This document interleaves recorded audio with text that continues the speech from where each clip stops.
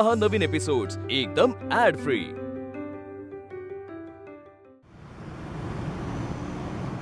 वर्षाताई, बघताय ना भाचीचा पसारा?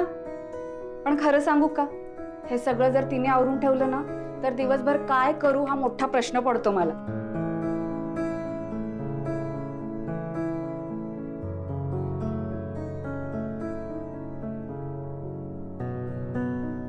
काय करताय तुम्ही? द्या बरं, मी करते। अगं निवांत बसा तुम्ही।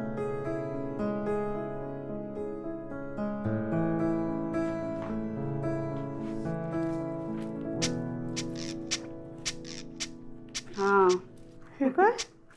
एक गंमत आहे या वहीची। आपल्या चिंगीला 6 विषय आहेत ना, 6 विषयांचा अभ्यास एकाच वहीत करते ती।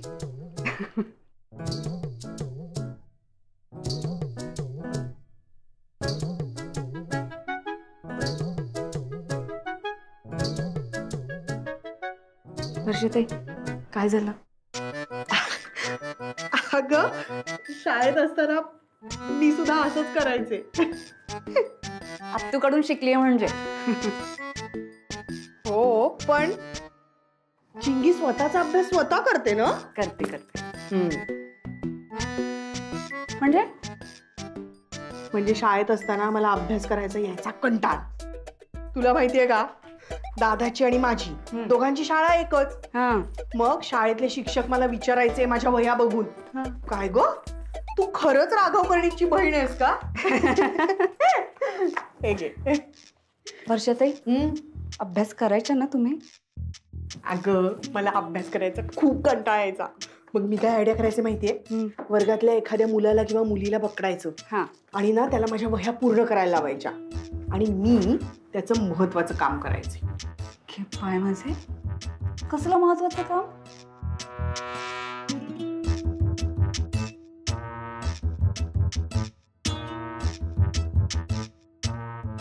काय झालं? आनंदी, आई घरात नाहीये ना? नाही। हा, मग मी जे सांगेन ते कुणाला सांगणार नाहीस? नाही सांगणार, सांगा। मी काय करायचे, कुठल्या मुलाला कुठली मुलगी आवडते किंवा कुठल्या मुलीला कुठला मुलगा आवडतोय हे हेरायचे आणि त्यांना एकमेकांची माहिती द्यायचे आणि त्यांचं जुळवून द्यायचे। वर्षाताई, मग शाळेत असताना मला लवगुरू म्हणायचे। तुला काय माहिती, मी दिलेली माहिती परफेक्ट असायची ना।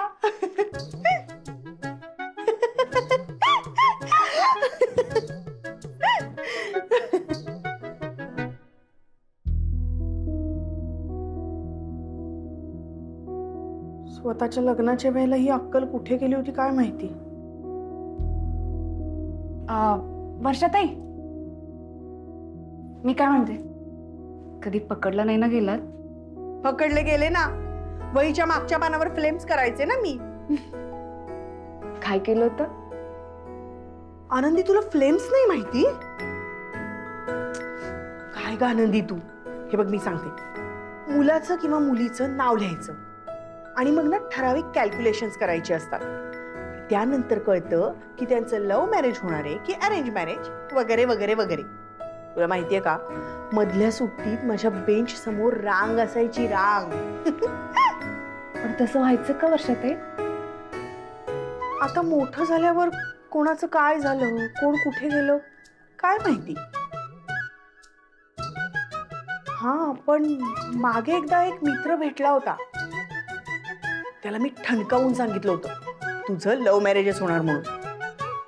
त्याने ते इतकं मनावर घेतलं की 1 नाही 2 नाही 12 मुलींना प्रपोज केलं होतं त्यांनी। झालं का त्यांचं लग्न? नाही ग, त्याच्या बाबतीत ना थोडा अंदाज चुकला माझा। लव्ह मॅरेज सोड, अजूनही मॅरेज ब्युरो मध्ये फिरतो स्वतःचे फोटो घेऊन। वर्षाताई, अशाच हसत राहा, छान वाटतं तुम्हाला असं बघून। पण आनंदी, मला ना कीव येते ग त्याची। पण माझी तरी काय चूक आहे? आता तूच सांग, 15 वर्षाचं असताना जर कुणाचे केस पांढरे झाले असतील तर त्यांनी लव्ह मॅरेजची अपेक्षा करणं योग्य आहे का? हा?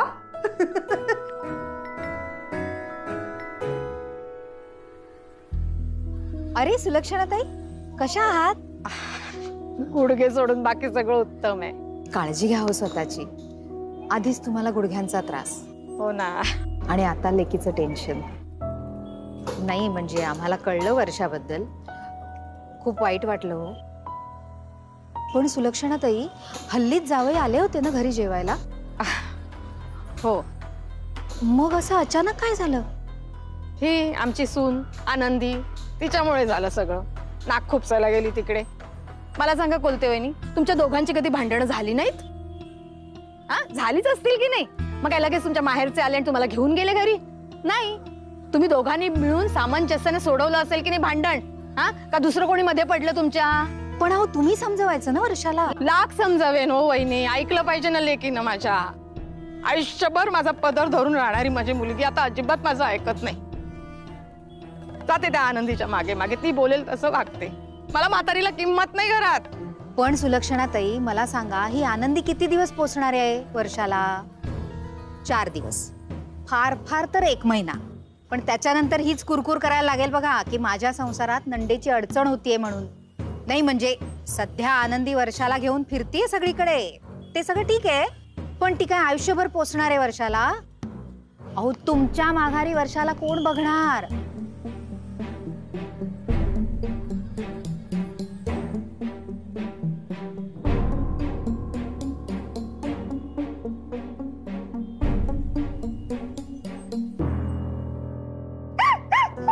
तुला सांगते आनंदी, दादाला जेव्हा माझे हे प्रताप कळले ना, तेव्हा 2 मिनिटं काय बोलायचं कळलंच नाही. आणि नंतर बिचारा माझ्या वयांची शेवटची पानं चेक करत होता घरी येऊन. आनंदी, आधी वर्षा मला लबाड वाटायची, पण आज बघ ना, अगदी निखळ हसतीये. दादा पण ना. अजून सांगा ना गमती जमती. अजून काय गमती जमती सांगणार ग? सगळं मागे पडलंय आता.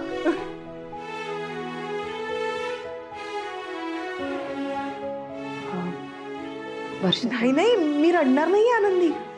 मला ना खूप बरं वाटतंय इथे, सुरक्षित वाटतंय. आणि कितीतरी दिवसांनी मी मोकळा श्वास घेतेय असं वाटतंय.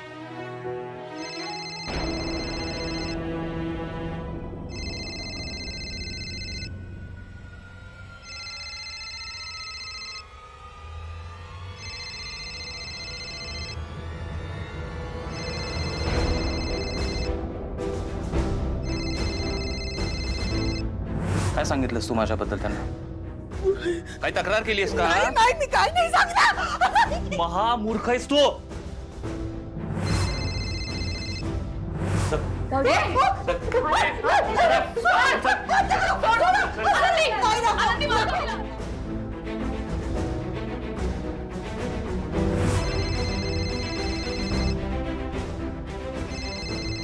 आता काय हवंय यांना? 2 दिवस काही वाटलं नाही आणि आता अचानक का फोन केला यांनी? आता कुठे मोकळेपणाने जगते मी. आणि आता आनंदी. आनंदी, वर्षाला फोन उचलायला सांग. किती दिवस घाबरून राहणार आहे ते नालायक माणसालाही. आता धीटपणे जगायला शिकलं पाहिजे ना. वर्षाताई, उचला फोन. नाही, नको नको आनंदी. घाबरू नका, फोन उचला तुम्ही, काही होणार नाही. उचला. वर्षा, उचल फोन. वर्षाताई, आम्ही आहोत ना तुमच्या सोबत, घाबरू नका, फोन उचला.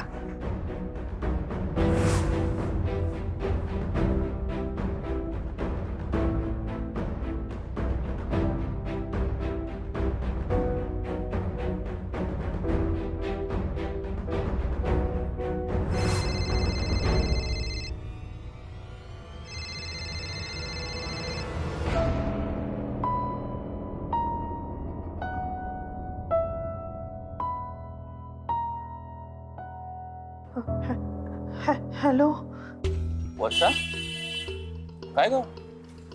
काय झालं? आवाज आला? रडतीयस?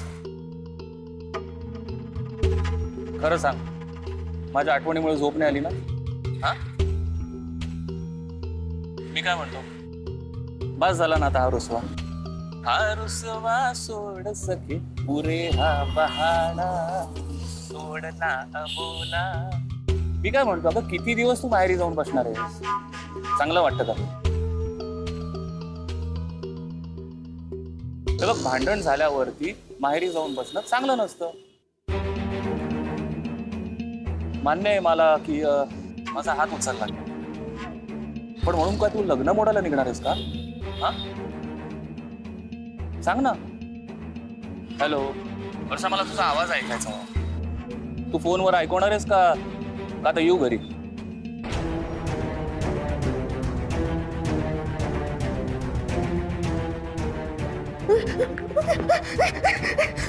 वर्षाताई,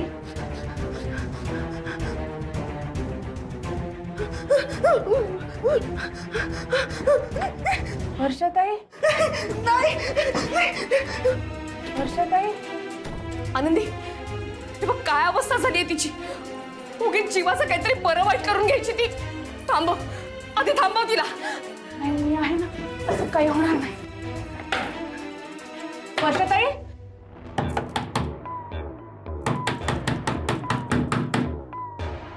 वर्षाताई, वर्षाताई दार उघडा बरं. काय झालं? माझ्याशी बोला बाहेर येऊन. असं आत नका बसू. वर्षाताई.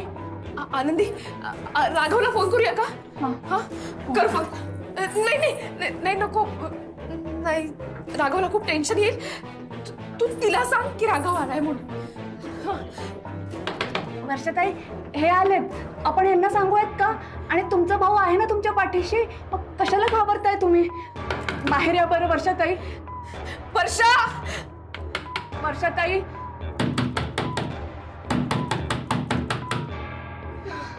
आनंदी, काय करू? तिला बहुतेक कळलंय तू खोटं बोलतेस ते. ऐक, तिला असं सांग की की तू बाहेर जोपर्यंत येत नाही तोपर्यंत मी पाण्याचा एक घोटही घेणार नाही. सांग. वर्षाताई, हे बघा, तुम्ही जर बाहेर नाही आलात ना तर मी पाणी पिणार नाही. उपाशी राहणार. मी कुणाशीही बोलणार नाही. हे सगळं माझ्यामुळे झालं ना वर्षाताई. ठीक आहे, मग मला शिक्षा मिळायला हवी. तुम्ही बाहेर या वर्षाताई, बाहेर या.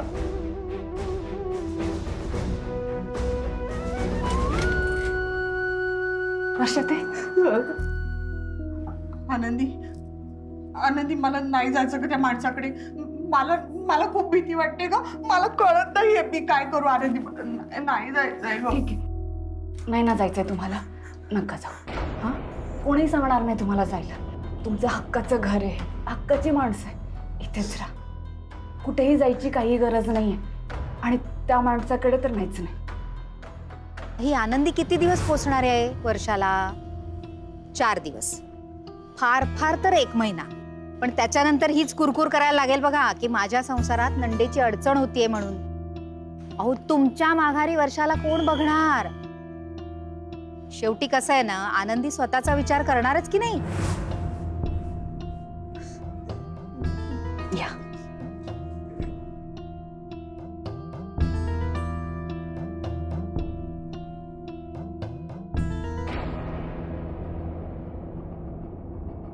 वर्षाताई, आता घाबरायचं नाही. हा, इथे बसा. हे बघा, हे घर तुमचं आहे, तुम्ही इथेच राहा. कोणाचं घर आहे हे? वर्षाचं घर आहे.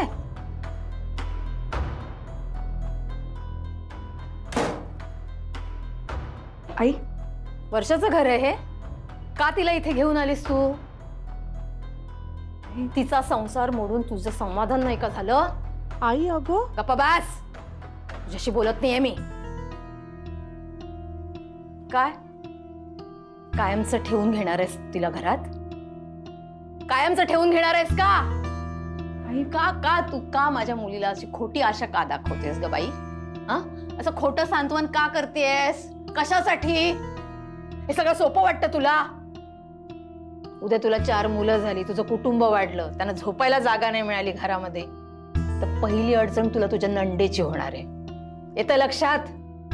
उद्या तुझ्या नवऱ्याची नोकरी गेली, त्याला तुमचंच भागवायला पैसे उरले नाही त्याच्याकडे, तेव्हा तुला पहिली अडचण होणार आहे तुझ्या नंडेची. बाई ग, ही वेळ आहे ना, वेळ माणसाचं खरं रूप दाखवते. हे बोलायला खूप सोपं आहे, मी करेन तुमचं, मी करेन तुमचं. उद्या तुझ्या मुलाचं लग्न मोडलं, कारण काय सांगतील लोक, तर काय घरामध्ये सासू सासरे पण आहे आणि सासूची नणंद पण आहे, आणि हे कारण जेव्हा तुला कळेल ना की ह्या नंडेमुळे माझ्या मुलाचं लग्न मोडलंय, तेव्हा तुला पहिला राग येईल माझ्या मुलीचा. माझं करशील ग, मी जबाबदारी आहे तुझी. वाकडं तोंड करून का होईना, पण तुम्ही माझं कराल. पण उद्या माझी वर्षा जर अंथरुणाला खिळली, करशील तिचं,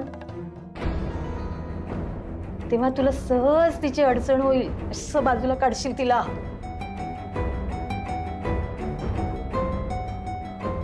खूप सोपं वाटतं तुला. या, आपण एकत्र राहू, आपलंच घर आहे, हो हो करू आपण. असं नसतं ना आनंदी. आपण मध्यमवर्गीय माणसं आहोत. एक भाकरी दिली तर त्याचे 4 तुकडे करून 4 जण खाऊ. पण त्यात कोणी 5वा आला ना, तर त्याला तो 5वा घास देताना आपल्याला अडचणच होईल, मग ती नणंद का असे ना. आनंदी, तुझ्यात ना चांगुलपणा खूप भरलाय अगं. म्हणजे तुला त्रास झाला तरी तू त्रास झाला असं तू दाखवते, पण त्रास होत नाही असं नाही ना. त्रास तर तुला होतोच, तो कधी मान्य करणार. म्हणून सांगते, बस कर, बस कर. तिला तिच्या नवऱ्यासोबत जाऊ दे, ती तिच्या घरातच सुखी राहील. त्यांचं काय करायचं ते त्या दोघांना करू दे, तू त्यांच्यामध्ये पडू नकोस माझ्या आई. आनंदी, या बायका असाच विचार करणार. आनंदी, घाबरू नकोस. हिच्यासारख्या माणसांना हेच दिसतं, यांना त्रासच होणार. नणंद म्हटली काय, सासू म्हटली काय, अगदी शेजारी जरी असले ना, त्या नात्याला आपण परक मानलं की झालं. ती माणसं आपल्यासाठी परकीच होतात. कधी कधी तर स्वतःची मुलं सुद्धा परकी वाटतात आपल्याला. त्यांचा त्रास होणारच. आई, नातं कुठलंही असो, सासूचं, नंदेचं, अगदी शेजारी सुद्धा, आपण जर त्यांना परक समजलं ना, तर आपल्याला त्रास होणारच. मग ते आपलं पोटचं मूल का असेना. म्हणजे मी माझ्या मुलीला परक मानते असं म्हणायचं तुला? हो, परकच केलं. तुम्ही असे खाऊचे डबे आतमध्ये लपवून ठेवतात का? तर ते केवळ आपल्यालाच पाहिजे, ते दुसऱ्यांनी खाऊ नये. पण त्यांना जर आपलं समजलं ना, तर असा त्रास होत नाही. सांग त्यांना हे सगळं. आई, हे बघा, एक खूप साधी गोष्ट आहे. तुम्ही तुमच्या खाऊचा डब्बा खोलीत लपवून ठेवता का? कारण कोणी खायला नको म्हणून. पण आपल्या माणसांना ह्या गोष्टी देताना आनंद वाटला पाहिजे ना. पण यासाठी त्यांना आपलं मानलं गेलं पाहिजे. वर्षा त्यांच्या आयुष्यातली वाईट गोष्ट घडून गेली आहे. ह्यापेक्षा वाईट काय होऊ शकतं? ह्यानंतर वर्षाताईंचं सगळं चांगलं होणार आहे. आई, तुम्ही काळजी करू नका. अगदी त्यांनी आता ठरवलं ना की मी त्या घरात परत नाही जाणार, ह्याच घरी राहणार, तरी अख्खं आयुष्य पडलंय त्यांच्यासमोर. पण तुम्ही त्या अंथरुणाला खिळेपर्यंत का गेलात ताई? ही वाईट वेळ गेली तर त्यांच्या आयुष्यात आनंद येईल असा विचार का नाही करत ते तुम्ही? वर्षाताईंच्या आयुष्यात सगळं चांगलं होणार, खरंच. पण ह्या वाईट काळात आपण त्यांच्या पाठीशी उभं राहायला हवं, असं नाही का वाटतं ते तुम्हाला? काय उभं राहणार हिच्या सोबत? तू सांगतेस म्हणून ती ऐकते. डोळ्यात भीती बघ तिच्या. आई, मला भीती वाटत होती, पण आता नाही वाटत आहे. माझं भविष्य त्याच घरात त्याच माणसाबरोबर आहे असं जर मी एक्सेप्ट केलं ना, तर माझं भविष्य घाणच असणार आहे.